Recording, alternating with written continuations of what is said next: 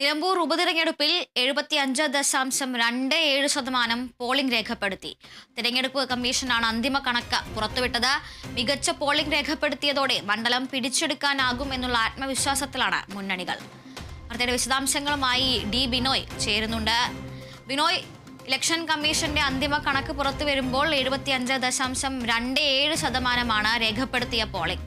ഈ വർദ്ധിച്ച പോളിംഗ് അല്ലെങ്കിൽ മികച്ച പോളിംഗ്, പ്രത്യേകിച്ചും അവസാന മണിക്കൂറുകളിൽ വലിയ തിരക്കാണ് ദൃശ്യമായത്. ഈ ആളുകളുടെ ഈ ഒരു വോട്ട് ചെയ്യാനുള്ള ഈ ഒരു താല്പര്യം അല്ലെങ്കിൽ ഇപ്പോഴത്തെ ഈ ഒരു കനത്ത പോളിംഗ് ശതമാനം എന്നത് ഈ തിരഞ്ഞെടുപ്പ് ഫലത്തെ എങ്ങനെ സ്വാധീനിക്കുമെന്നാണ് വിലയിരുത്തുന്നത്?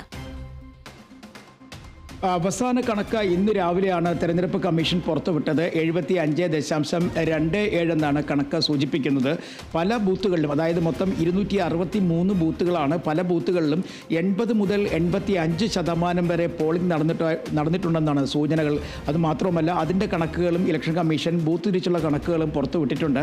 നിലമ്പൂർ നഗരസഭ ഉൾപ്പെടെയുള്ള സ്ഥലങ്ങളിൽ വലിയ തരത്തിൽ പോളിംഗ് നടന്നതായാണ് ആ ബൂത്തുകൾ തരത്തിലുള്ള പരിശോധനയിൽ നമുക്ക് വ്യക്തമാകുന്നത്. ഒരു കാര്യം ഉറപ്പായി കഴിഞ്ഞിരിക്കുന്നു. കഴിഞ്ഞ വർഷത്തിൽ നിന്നും ചെറിയൊരു വ്യത്യാസം മാത്രമാണ് ഇപ്പോഴത്തെ പോളിംഗിൽ ഉണ്ടായിരിക്കുന്നത്. അതുകൊണ്ട് തന്നെ ഇരു മുന്നണികളും തികഞ്ഞ വിജയപ്രതീക്ഷയിലുമാണെന്ന് നമുക്ക് പറയാൻ കഴിയും. അതിൻ്റെ സൂചനകൾ തന്നെയാണ് ഇന്ന് നമുക്ക് CPIMൻ്റെ പാർട്ടി സെക്രട്ടേറിയറ്റിന് മുന്നേ സംസാരിച്ച എം സ്വരാജ്, അവിടുത്തെ ഇടതുമുന്നണി സ്ഥാനാർത്ഥി, പറഞ്ഞതും അദ്ദേഹം തികഞ്ഞ ആത്മവിശ്വാസത്തിലാണ്.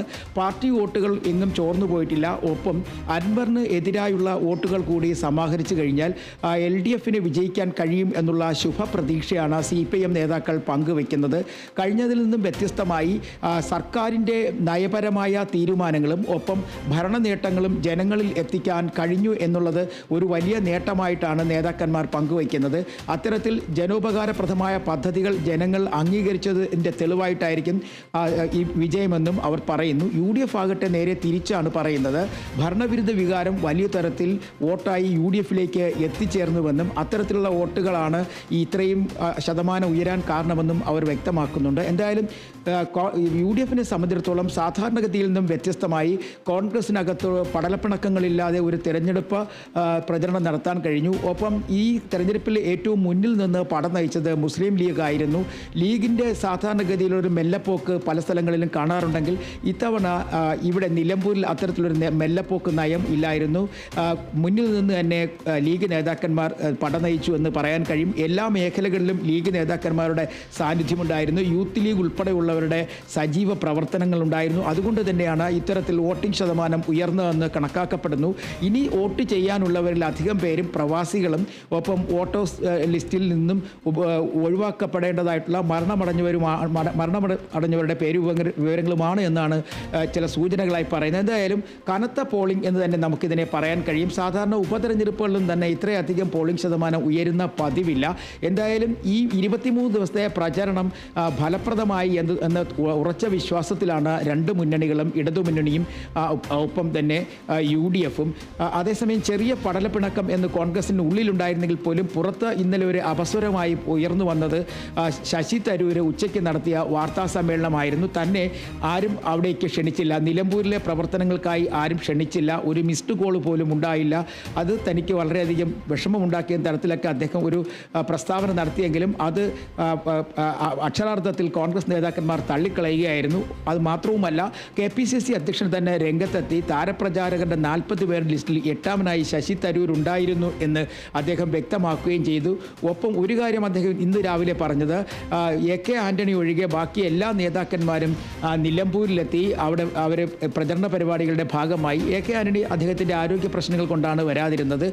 അല്ലാതെ ആരും വിളിക്കുകയോ അല്ലെങ്കിൽ ആരെയും ഇങ്ങോട്ട് കൊണ്ടുവരാൻ പ്രേരിപ്പിക്കുകയോ ചെയ്തിട്ടില്ല. സ്വയം എത്തിയവരാണ് നേതാക്കന്മാരിൽ അധികം എന്നുകൂടി പറഞ്ഞുകൊണ്ടാണ് KPCC അധ്യക്ഷൻ ഇന്നും മാധ്യമങ്ങളെ കണ്ടത്. എന്തായാലും കോൺഗ്രസ് വലിയ വിജയപ്രതീക്ഷയിലാണ്. കാരണം PV അൻവർ ഫാക്ടർ ഒരു തരത്തിലും UDFനെ തൊട്ടിട്ടില്ല, അല്ലെങ്കിൽ UDFിൻ്റെ വോട്ടുകൾ മറിക്കാൻ PV അൻവറിന് കഴിഞ്ഞിട്ടില്ല എന്നുള്ളൊരു പ്രതീക്ഷയാണ് UDF പങ്കുവയ്ക്കുന്നത്. കഴിഞ്ഞ പ്രാവശ്യം 2700 വോട്ടിനാണ് PV അൻവർ UDFിൻ്റെ സ്ഥാനാർത്ഥി VV പ്രകാശിനെ തോൽപ്പിച്ചത്. അത്തരത്തിലൊരു ചെറിയ മാർജിനിൽ ജയിച്ച PV അൻവറിന് ഒരു വലിയ ശക്തിയല്ല എന്ന് തന്നെയാണ് UDFിൻ്റെ വിലയിരുത്തൽ.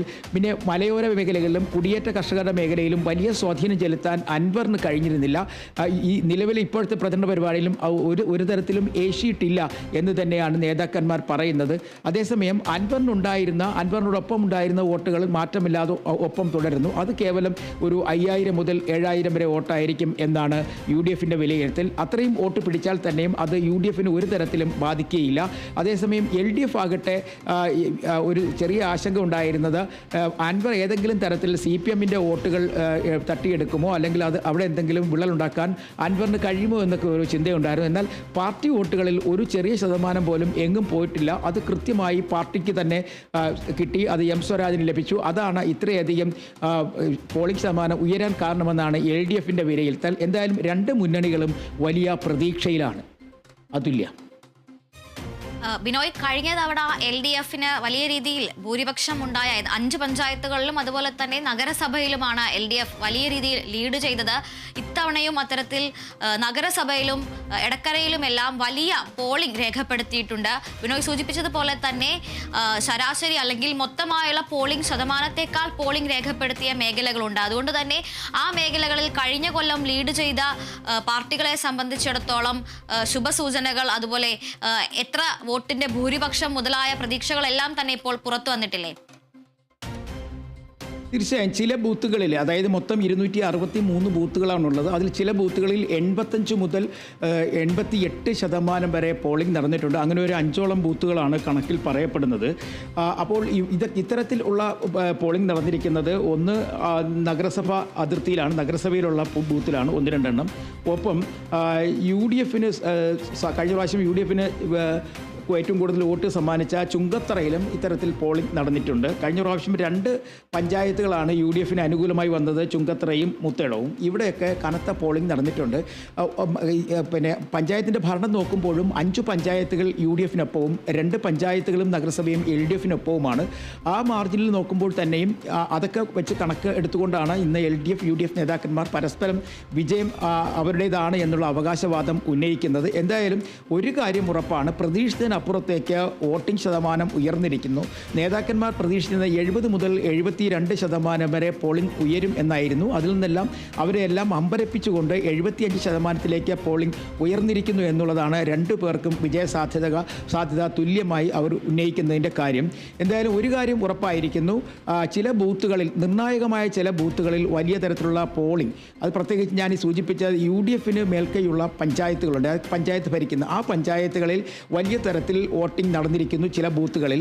ഇതൊക്കെ തന്നെ UDF ഈ കണക്കുകളൊക്കെ വെച്ചുകൊണ്ടാണ് UDF അവർക്ക് അനുകൂലമാകും എന്നുള്ള കാര്യത്തിലേക്ക് അവർ എത്തിച്ചേർന്നിരിക്കുന്നത്. LDFിനാകട്ടെ നിലമ്പൂർ നഗരസഭയിൽ വലിയ തരത്തിൽ പിന്തുണ ലഭിച്ചിട്ടുണ്ടെന്നാണ് LDFിൻ്റെ ചിന്താഗതി. ഒപ്പം അവരുടെ പാർട്ടി ഓഫീസുകളിൽ വിള്ളൽ വീഴ്ത്താൻ PV അൻവറിന് കഴിഞ്ഞിട്ടില്ല.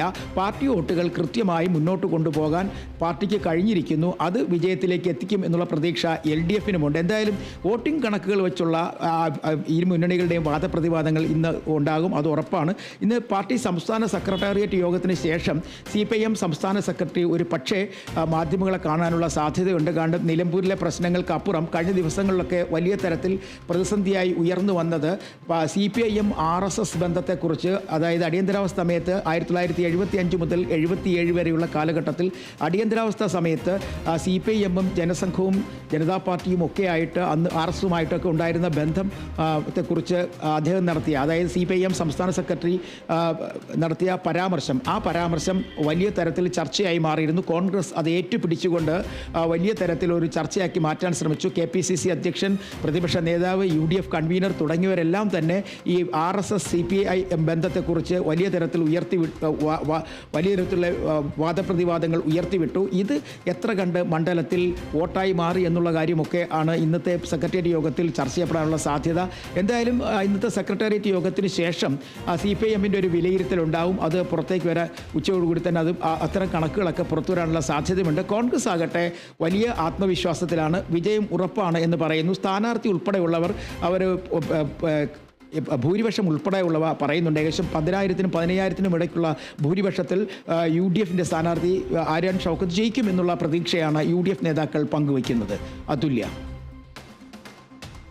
ശരി ബിനോയ്, നിലമ്പൂരിൽ ഉപതെരഞ്ഞെടുപ്പിൽ പോളിംഗ് പൂർത്തിയാകുമ്പോൾ ഇലക്ഷൻ കമ്മീഷൻ പുറത്തുവിട്ട അന്തിമ കണക്ക് 75 0.27% പോളിംഗ് രേഖപ്പെടുത്തിയതാണ്. കഴിഞ്ഞ വർഷത്തെ അല്ലെങ്കിൽ കഴിഞ്ഞ തവണത്തെ പോളിംഗിനേക്കാൾ വളരെ ചെറിയ ഒരു വ്യത്യാസം മാത്രമാണ് ഇത്തവണ ഉണ്ടായിട്ടുള്ളൂ. ഏതായാലും മികച്ച പോളിംഗ് രേഖപ്പെടുത്തിയത് ശുഭസൂചനയാണ് എന്നുള്ള ആത്മവിശ്വാസത്തിൽ തന്നെയാണ് എല്ലാ മുന്നണികളും ഉള്ളത്.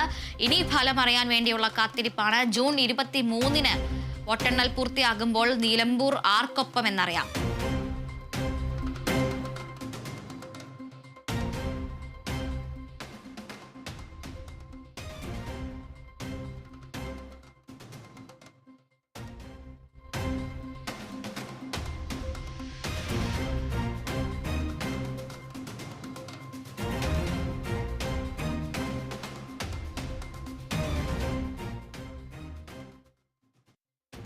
ഇപ്പോൾ വിദ്യാഭ്യാസ മന്ത്രി വി ശിവൻകുട്ടി